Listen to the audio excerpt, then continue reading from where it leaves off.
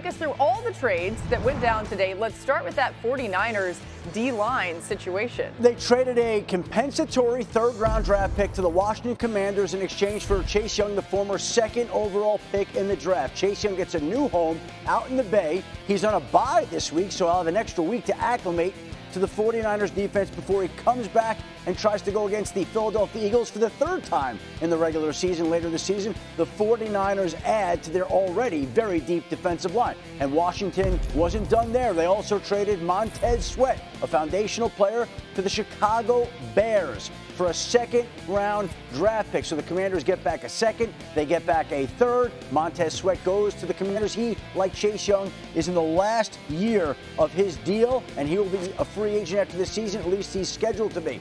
The Arizona Cardinals traded their quarterback Josh Dobbs to the Minnesota Vikings for a late-round pick swap. Now, the Vikings head coach Kevin O'Connell said to that rookie Jaron Hall will start on Sunday at Atlanta against the Falcons, but they'll bring along Josh Dobbs slowly, and he will be a part of this quarterback room that includes Nick Mullins and Jaron Hall. And the Detroit Lions also made a move trading with the Cleveland Browns for Donovan Peoples-Jones, somebody who had gotten less playing time in Cleveland, who may get a little bit more in Michigan, goes back to where he played college football. Cleveland receives a 2025 sixth-round pick, a small compensation for Detroit to get another wide receiver in there today. And also, the Buffalo Bills traded a fifth-round pick or a third-round pick in exchange for Rasul Douglas and a third-round pick. So they essentially traded 2 rounds to bolster their secondary. The Bills get back some more help. The Green Bay Packers give up a starting cornerback, and that wasn't the only deal. Ezra Cleveland goes from Minnesota to Jacksonville as well for a 6th-round pick. An offensive lineman goes to Jacksonville, and as we mentioned, the other offensive lineman today, 2-time Pro Bowler Roger Saffold, signs with the Jets practice squad with the idea that he'll be promoted to the active roster. All in a day's work. No one better than you. All right, let's get back to San Francisco and their trade for Chase Young, you guys. The 49ers defense ranks 20th in the NFL in QBR allowed this season after ranking 7th in that category last season. A big reason why has been their lack of pass rush, as San Francisco ranks 24th in the NFL in pressure rate. Chase Young has 25 pressures this season, which ranks 8th in the NFL. We start with our D lineman, Marcus Swagoo.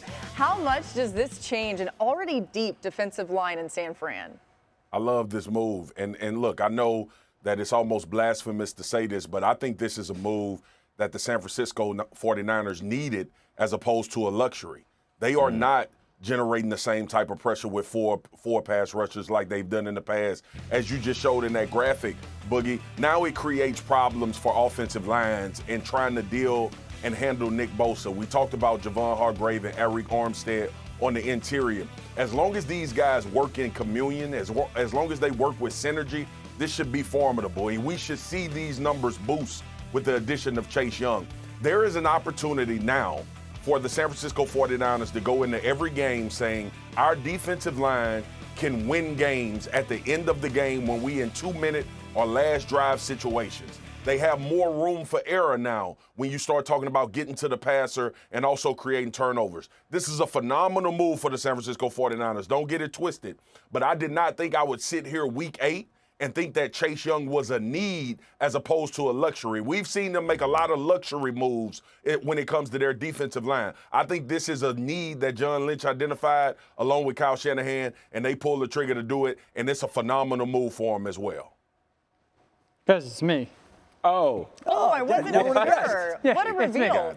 It's I me. actually, the real boss move would have been to keep it on for the analysis. No, I wanted He the got microphone high, to he work. almost suffocated. That's why he took it off. Hey, I love the move for San Francisco. I think this puts tremendous pressure on Steve Wilks.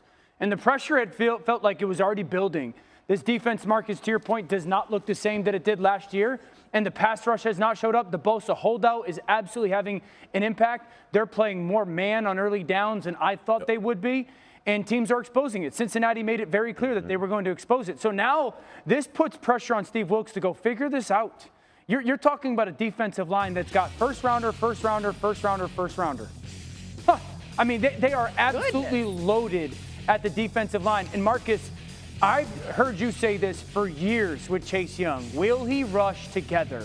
You know, Will and you and I have been on this show for 3 years, and we've talked about how San Francisco in many ways does it the best. And I'm pretty sure Kyle Shanahan last week or 2 weeks ago said the biggest problem with the defense is the rush and the coverage are not tied together right now. Yep. So now they're bringing in a player that has had a little bit of that attached to his name. So it's an opportunity for him. It's pressure on Steve Wilks. And I completely agree with everything you both said, specifically around this being a necessity, because teams have started to show the blueprint that secondary is vulnerable if they don't get the pass rush that we're typically used to seeing from the 49ers and Bosa. And now you put Chase Young in there because it is the path of least resistance to bolster that back end. You give the quarterback even less time. When you watched them versus Cleveland, you watched them versus the Vikings last week. We talked about it going into the week against the Bengals, and it showed the same exact thing. There are holes in that secondary, and Chase Young helps fill that by giving the QB less time. Marcus, quick question. Can he be a part of a defensive line that is really good with games, those two-man games?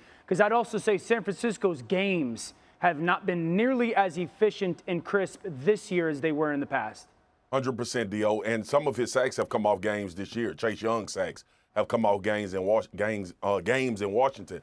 The other thing you just said that I want to piggyback on, which is vitally important, and you and I talked about this a couple of years ago with Washington. Remember when everybody started rushing for themselves as individuals? And we did a show, and I was like very critical of them not getting that same type of production. This is the best part about being in the NFL with guys that can rush individually.